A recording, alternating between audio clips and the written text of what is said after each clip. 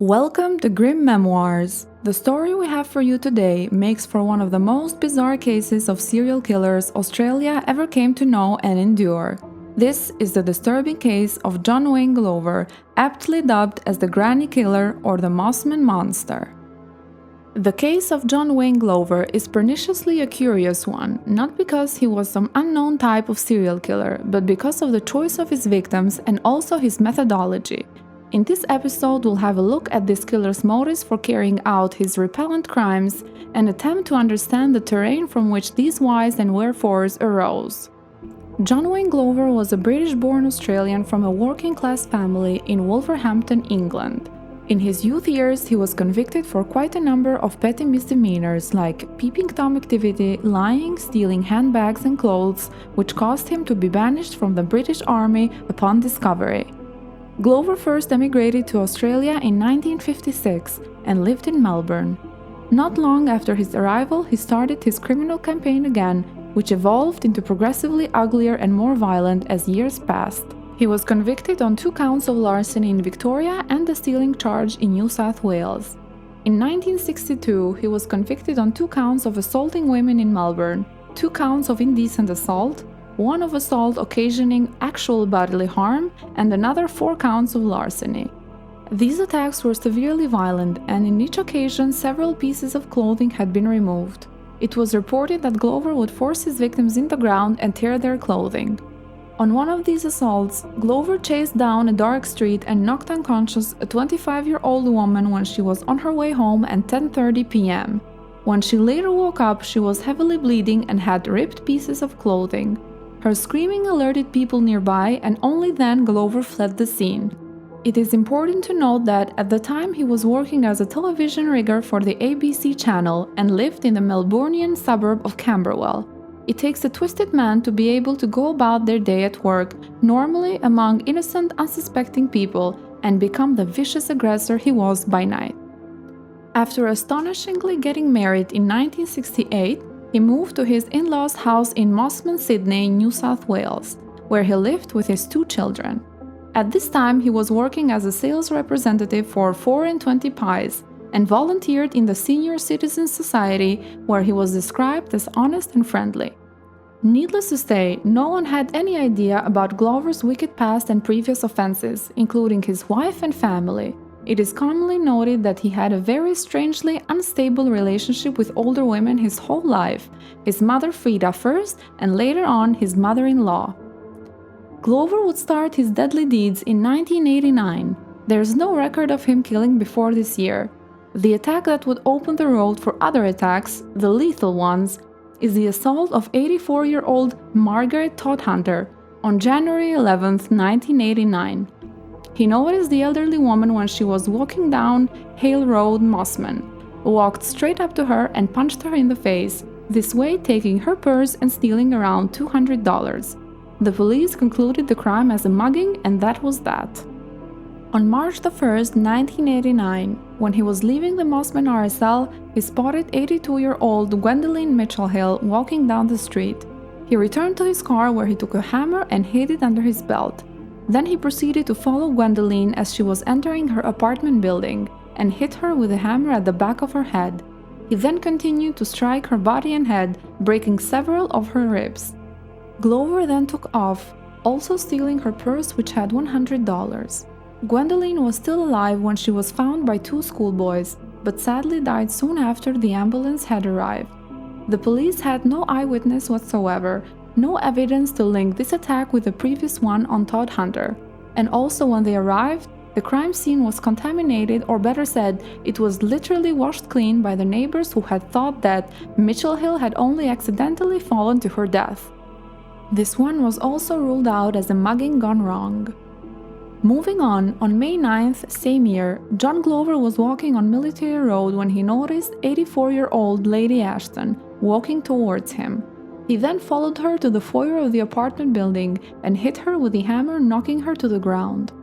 Then he dragged her to a rubbish bin corner and proceeded to smash her head multiple times to the floor. When Lady Ashton fell unconscious, Glover took her pantyhose and strangled her. He placed her walking stick and shoes at her feet and left as always with a purse containing $100. Glover headed for the Mosman RSL, where he even commented to the staff that he hoped the sirens outside weren't for another mugging. The police found Lady Ashton's body facing down, diagonally in the concrete pavement, with a pool of blood around her head.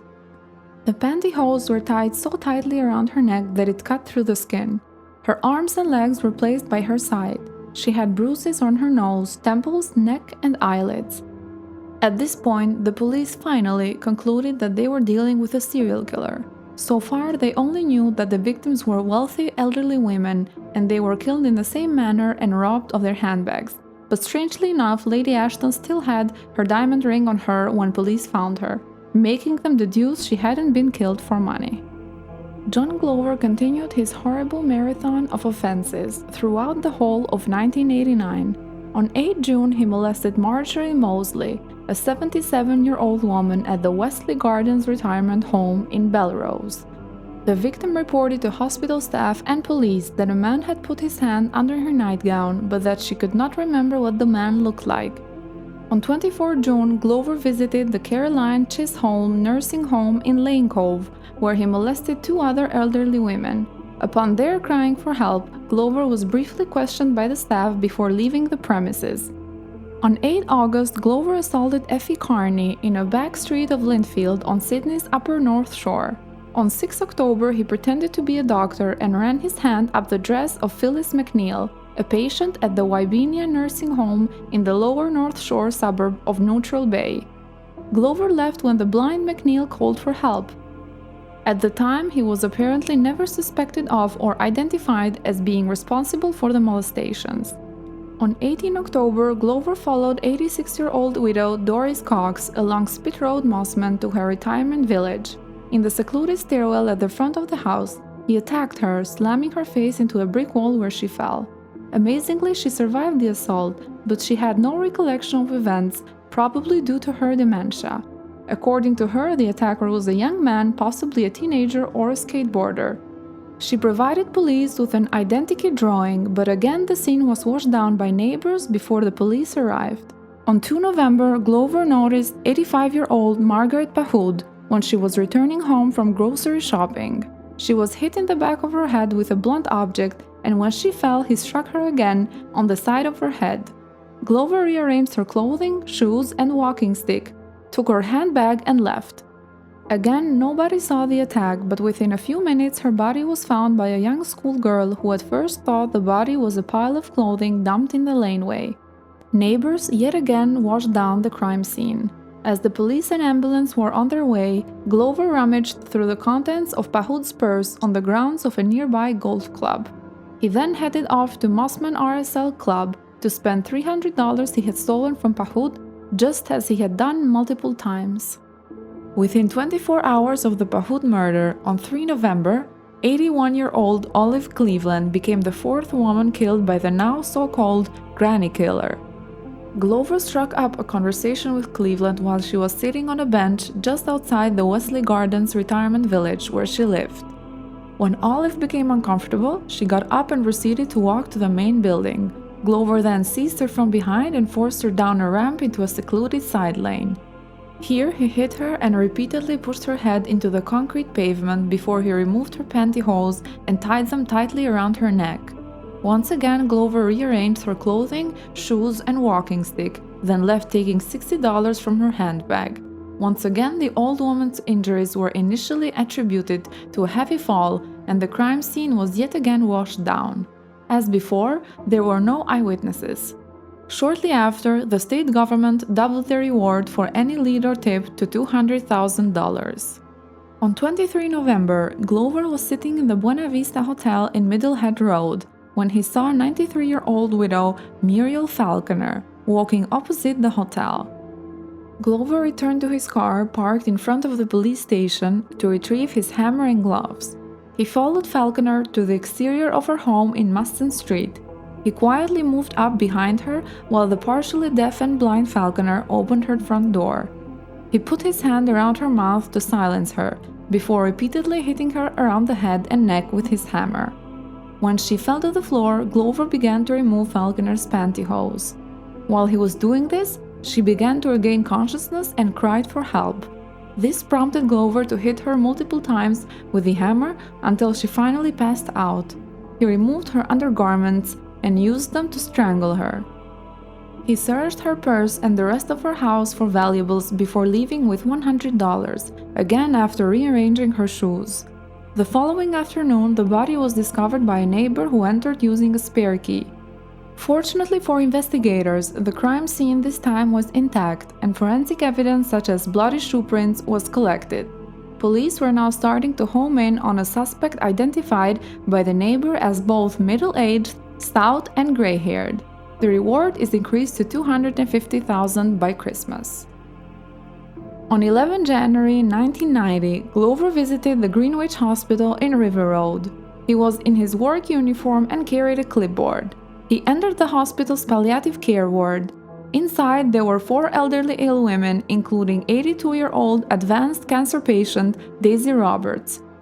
Glover asked if she was losing any body heat. He then pulled up her nightgown and touched her in an indecent manner. Roberts panicked and called for help, upon which a hospital sister found Glover in the ward. When confronted, Glover ran from the ward and the sister was able to get his car's registration number and notified the police. The hospital staff were able to identify and name Glover, as he was known from doing his spy rounds. A week later, the police returned with a photograph of Glover, which Sister Davis and Mrs. Roberts positively identified. Although this was a significant breakthrough, the hospital assaults were not linked to the murders, nor reported to the murder task force for 3 weeks. Detectives from Chestwood Police Station contacted and confirmed Glover's name via his employers. They contacted Glover and requested he attend an interview at the station the following day. When Glover failed to appear, the police rang his home and were informed by his wife that he had attempted suicide by overdose and was recovering at the Royal North Shore Hospital. Police went to the hospital to see Glover, but he declined to be interviewed, although he did allow them to take a photograph. Staff at the hospital handed police a note that was written by him in the middle of the page on 4 Pie's business paper that contained the eerie words, "No more grannies," and Essie started it. It was 2 weeks before the suicide note and photo were passed on to the task force, whereupon detectives believed immediately that Glover was the killer, although they had no evidence. The head of the task force said, "If he had said to us, 'I don't want to talk,' we couldn't have proved a thing." Still, the photo matched the description of the gray-haired suspect, and in his job as a pile salesman, Glover could have been at any of the murder scenes. He was interviewed over the nursing home assaults and denied all accusations. Police had limited evidence and decided not to question him over the murders, which would have let Glover know of the police suspicions. Glover was put under constant police surveillance, including at one stage with an automatic tracking device. To make sure that he wasn't being followed, Glover would drive around the block more than once or drive the wrong way up one-way streets. On 19 March 1990, John Glover killed his 6th and final victim, 60-year-old Joan Sinclair, with whom he had a platonic relationship in Beauty Point, Mosman. By this stage, police had Glover under constant surveillance and watched as Sinclair led him into her home at approximately 10 a.m. By 1 p.m., there was no sign of Glover or movement within the house. Police and the surveillance team became concerned at about 5 p.m. and got permission to enter the house at 6. 2 uniformed police knocked on the front door to no answer and saw through a rear glass door a hammer lying in a pool of dry blood on a mat. 4 detectives searched the house and found Sinclair's battered head wrapped in a bundle of blood-soaked towels. She was naked from the waist down, and her pantyhose were tied around her neck. Her genitals were damaged, but Glover would later deny raping her. After finding Sinclair's body, then they searched the house for Glover, who was found unconscious in the filled bathtub.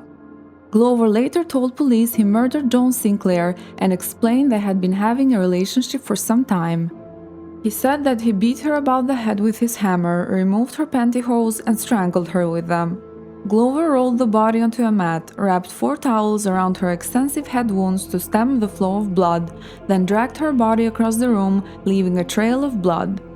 He then ran the bath, swallowed a handful of Valium with a bottle of whiskey, slashed his left wrist, and lay in the tub to die. The trial of John Wayne Glover commenced on 28 March 1990, when he pleaded not guilty on account of diminished responsibility. The psychiatrist who evaluated him said that he had built up aggression and hostility since his childhood against his mother, and that later would be triggered by his mother-in-law, and that when they died, he had to take out this aggression on someone else. Needless to say, though, he never murdered or harmed his mother and mother-in-law, so this kind of verdict on his actions seems far-fetched. Anyway, Glover was deemed sane at the time of the murders by his psychiatrist. The Crown prosecutor maintained that Glover was well aware of his actions. When he killed, he was also planning what to do with the victim's money, and also took time to clean the hammer with acid. He was also impotent and had no interest in sex. And so, tying the pantyhose so tightly around his victim's neck was to make sure they were dead, at the same time trying to trick the police into thinking that this was the work of a sexually motivated killer. Glover was addicted to poker and gambling, and the easiest way for him to get more money was to steal.